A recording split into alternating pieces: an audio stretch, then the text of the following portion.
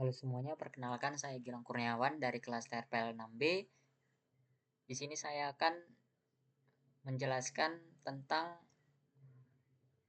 user interface dari Blender, objek mode, edit mode, dan sebagainya.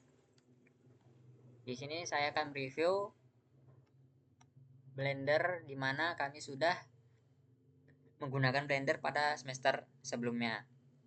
Nah, di sini ada pada menu awal yang namanya Splash pada Blender. Di mana di sini kita ada yang namanya nivel general, 2D animation, sculpting, VFX, dan video editing untuk mengedit video. Dan di sini ada open Blender file untuk membuka file Blender yang sudah kita buat.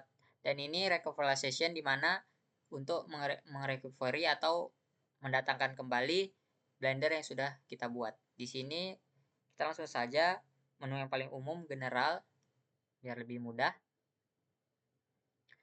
Nah, di sini ada beberapa. Di sini terdapat user interface pada Blender di mana ada file, edit, render, window, dan help di mana masing-masing menu ini ada bagian-bagiannya. Nah, di sini untuk 3D viewport-nya ada beberapa objek di mana di sini ada kamera, objek cube, dan ada lampu atau light penerangannya.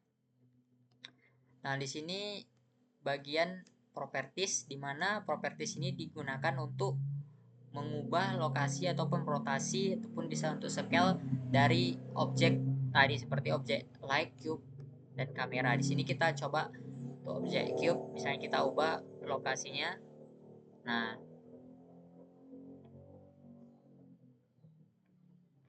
jadi ini guna properties yang di sini. Adapun di sini ada seperti yang di bawah ini dinamakan dengan timeline ya.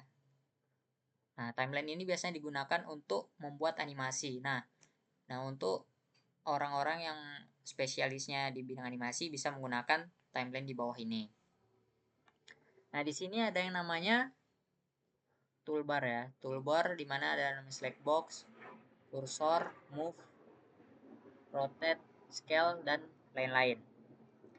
Nah, sudah selesai di bagian untuk UI-nya, user interface dari itu sendiri. Sebenarnya ada banyak lagi ya, seperti layout modeling, sculpting, UV editing, texture paint, shading, animation, rendering untuk merender project kita. Nah,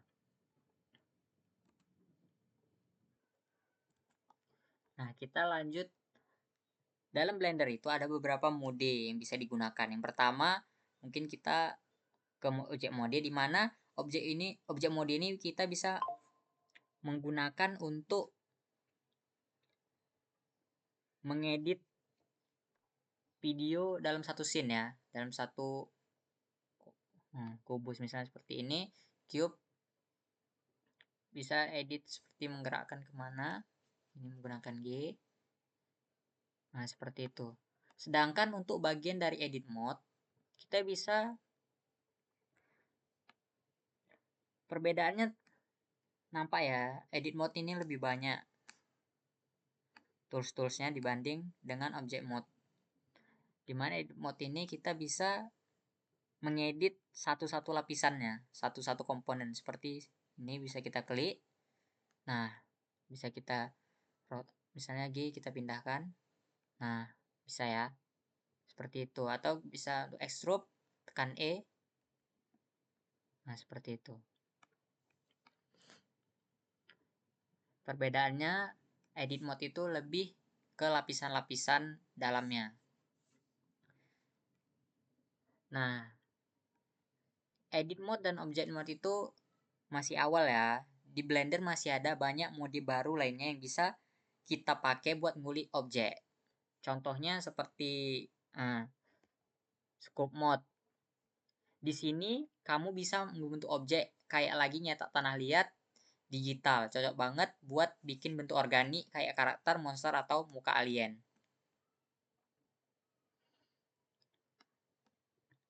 Dan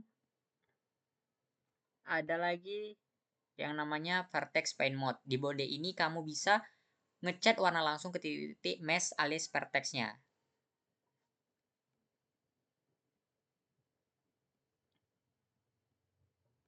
Nah, seperti itu ya. Kemudian setelah vertex paint tadi, kalau kita ingin mengurusin animasi pasti butuh yang namanya wake paint mode. Mode ini buat ngatur seberapa besar pengaruh tulang bone ke mesh dari warna biru sampai merah. Nah, yang terakhir itu ada mode yang namanya texture paint. Ini kayak painting biasa, tapi langsung ke permukaan objek 3D-nya. Mau bikin goresan, logo, bekas luka di karakter, bisa pakai texture paint ini.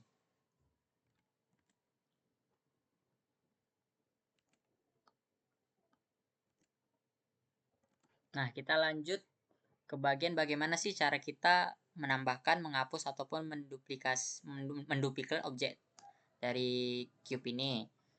Kita yang pertama untuk menambah objek bagaimana sih? Kita tinggal klik shift A sebenarnya. Mungkin kita hapus dulu aja. Sebenarnya caranya tinggal klik bagian objek dari cube ini lalu tekan X, maka delete. Itu tuh mendelete ya. Kemudian untuk menambahkan objek kita bisa pilih shift A. Nah, di sini kita bisa pilih kita yang mesh plane, cube atau circle, mungkin UV sphere biar tampilannya lebih bagus. Nah, kemudian menambahkan dan menghapus objek sudah selesai. Kita ke bagian untuk bagaimana sih menduplikasi objek ini. Kita tinggal klik shift D, kemudian arahkan kursor kemanapun kita inginkan. Nah, misalnya di atas ya, di atas objek ini. Nah, kalau kita ingin menduplikasi shift D lagi. Nah, sangat gampang ya teman-teman. Sangat gampang untuk menambahkan banyak objek sekaligus. Shift D lagi kalau ingin menambahkan objek. Nah, menduplikasi.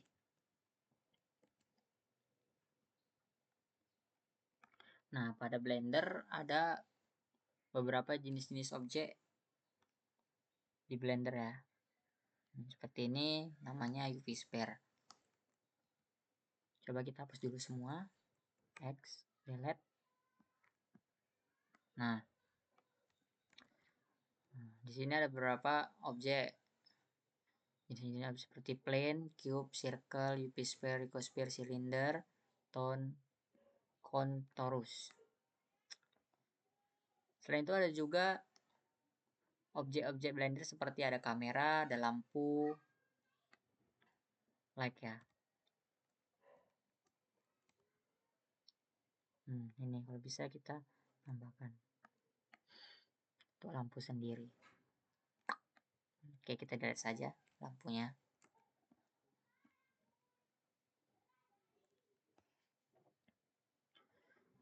Kemudian yang kelima 3D cursor ya. 3D cursor itu merupakan alat bantu untuk menentukan titik referensi penempatan pada objek.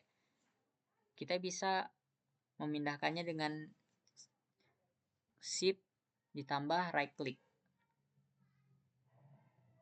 Nah, teman-teman, 3D cursor ini yang saya itu ya, yang saya tandakan. Ini namanya 3D cursor. 3D cursor ini biasanya digunakan untuk menambah objek baru. Dimana objek baru itu akan muncul pada 3D cursor. Kemudian gini, misalnya kita pindahin ya 3D cursornya ke sini. Kita tekan shift dan right click. Nah, misalnya di sini kita mau pindahkan objek di sini. Nah, ketika kita klik shift A untuk menambahkan objek, misalnya kita cube. Nah, bisa lihat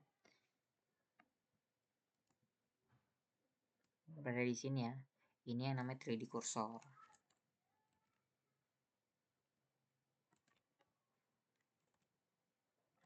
Nah, misalnya kita akan menambahkan 3D cursornya, kita tengahkan lagi, kita akan tambahkan UV sphere di sini tengah. Nah, seperti ini ya.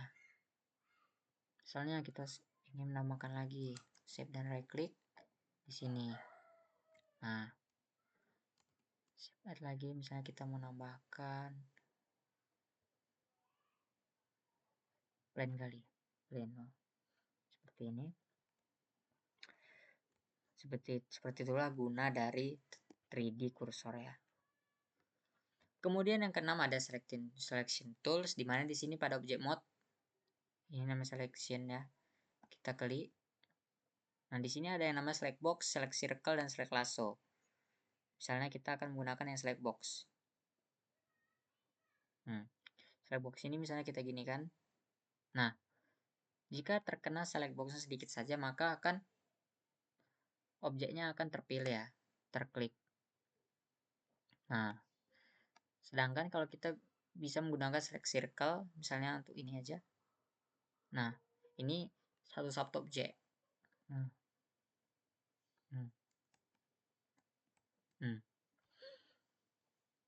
Sedangkan untuk yang satu lagi ada yang namanya select lasso. Ini seperti ini ya. Nah, ini kalau misalnya hanya terkena sedikit saja tidak akan terselect objeknya. Harus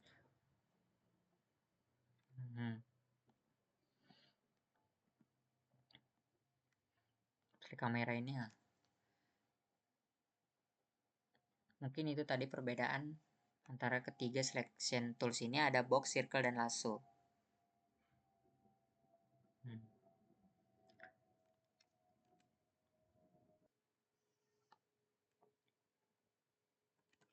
Nah, untuk yang terakhir kita akan menggunakan transformasi dan operator panel pada Blender ini. Misalnya kita klik objeknya, kita ganti dulu ini. Saya biasanya menggunakan itu ya, select box saja. Nah, ini kita klik. Kita belajar transformasi dasarnya. Misalnya G, kita untuk move kita klik G. Nah, G ya.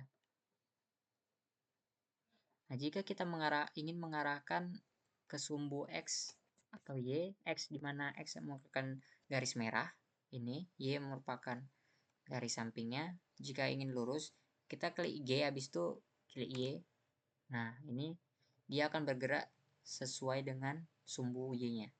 Kemudian jika kita klik X, dia akan bergerak atau berpindah ke bagian sumbu X-nya, biar lurus ya. Kemudian Z untuk misalnya GZ.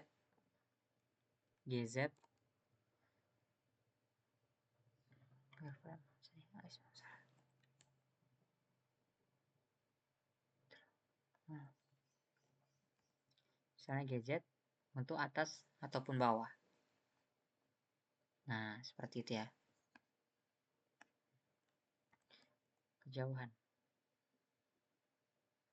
Nah, kemudian ada yang namanya transformasi rotasi. Kita bisa klik rotasi R namanya. Nah, bisa pakai sumbu X ataupun Z. Kemudian S untuk scale. Scale itu untuk memperbesar atau memperkecil objek. S seperti ini ya. Nah, itu scale dimainkan. Seperti itu.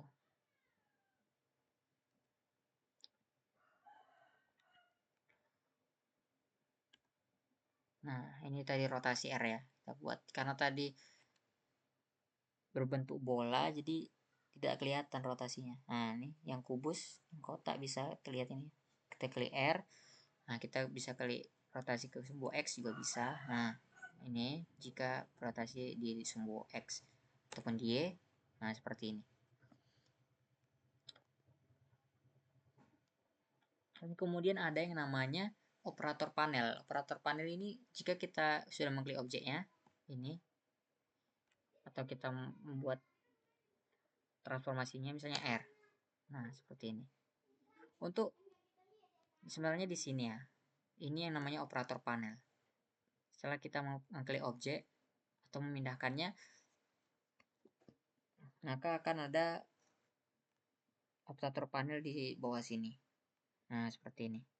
Kita bisa mengganti angle-nya seperti itu ya. Itu operator panel sendiri.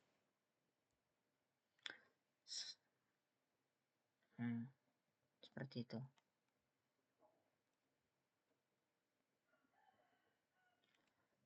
Istilahnya operator panel ini kita gunakan untuk menilai ukuran atau lokasi objek tersebut secara manual. Nah, itulah rangkuman dasar Blender untuk mengingat kembali materi saya pada semester sebelumnya, mulai dari UI-nya, cara menambah objek sampai ke tool seleksi dan transformasi. Terima kasih sudah menonton.